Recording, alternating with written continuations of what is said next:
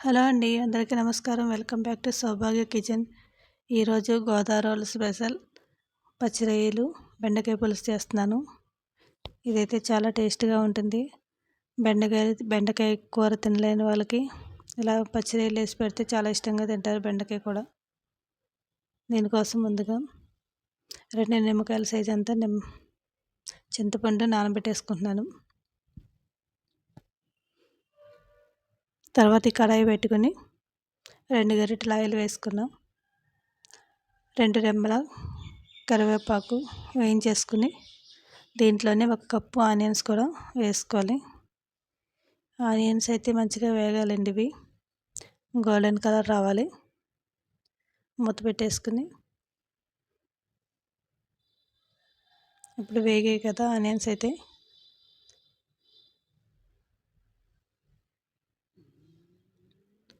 Onions వేగితేనే taste ఉంటుందండి. మంచిగా వేగాలి ఆనియన్స్ అయితేనే.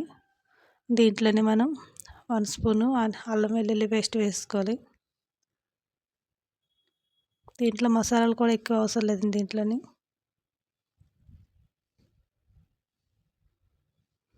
అల్లం వెల్లుల్లి పేస్ట్ పచ్చివాసన పోయే వరకు వేయించేసుకుని 3-4 పచ్చిమిరపకాయలు కూడా వేసుకోవచ్చు. నేనైతే 3 పచ్చిమిరపకాయలు వేసాను. పచ్చిమిర్చి కూడా ఎక్కువ వేగనవసరం లేదండి. ఇవి కొంచెం ఫ్రై అయితే చాలు. ఇందులోనే 1 కప్పు నేను పచ్చిరొయ్యలు వేసుకున్నాను. 1 కప్పు ఉన్నాయండి ఇవి అంతే. ఇవి చిన్న సైజు అయినా పెద్ద సైజు అయినా మన ఇష్టం, ఏ సైజు అయినా తీసుకోవచ్చు. వీటికైతే ఎక్కువ పచ్చిరొయ్యలు కూడా అవసరం లేదండి. దీనికి మనం ఆల్రెడీ బెండకాయ వేస్తాం కాబట్టి. దీంట్లో 1/2 టీ స్పూన్ పసుపు కూడా వేసుకోవాలి.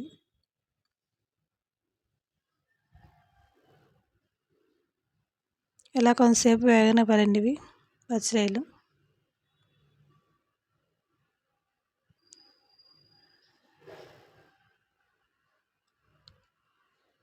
ఇవి వేగడంలోనే సగం కుక్ అయిపోతాయి ఇవి పచ్చిరొయ్యలు.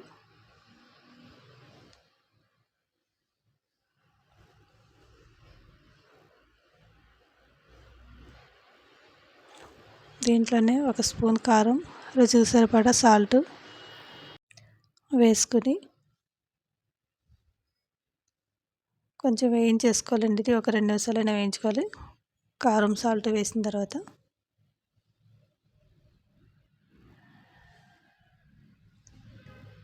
ఇవి కొంచెం వేగిన తర్వాత మనం బెండకాయలు కూడా దీంట్లోనే వేసుకుందాం.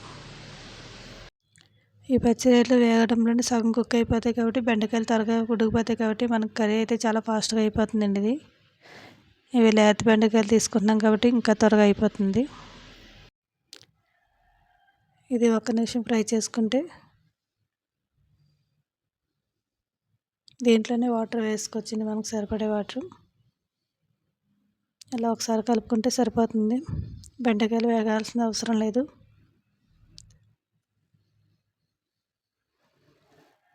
ఒక కప్పున్నర వాటర్ వేస్తున్నాను నేనైతే. మళ్ళీ చింతపండు పులుసు కూడా వేస్తాం కాబట్టి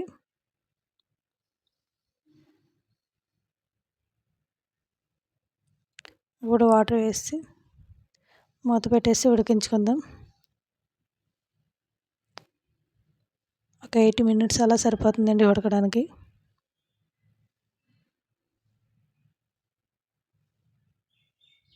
బెండకాయలు త్వరగా ఉడికిపోతాయి కదా.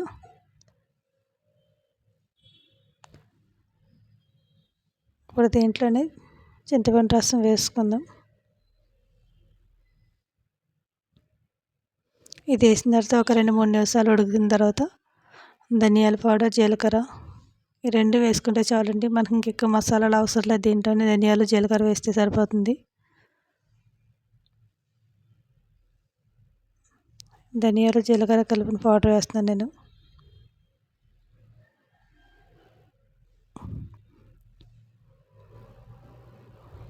ఒక 5 మినిట్స్ ఉడికిస్తే మన కర్రీ రెడీ అయిపోద్దండి. ఇంకా కొంచెం కొత్తిమీర వేసుకుని లాస్ట్లో ఒక 5 మినిట్స్ ఉడికించుకుందాం. ఒక 5 మినిట్స్ మూత పెట్టేసి ఉడికించుకుందాం. కర్రీ అయితే ఉడికిపోయిందండి. ఇలా ఉంటే సరిపోతుంది. పులుసులా ఉండాలి, మరి చిక్కబడిపోకూడదు. కంప్లీట్గా పూర్తయిపోయింది. స్టవ్ ఆఫ్ చేసి సర్వ్ చేసుకోవడం. ఇంకా టేస్ట్ అయితే చాలా బాగుంటుందండి. కంపల్సరీ ట్రై చేయండి ఇదైతే. నా వీడియో నచ్చితే మాత్రం లైక్ చేయండి, షేర్ చేయండి, సబ్స్క్రైబ్ చేయడం మర్చిపోకండి.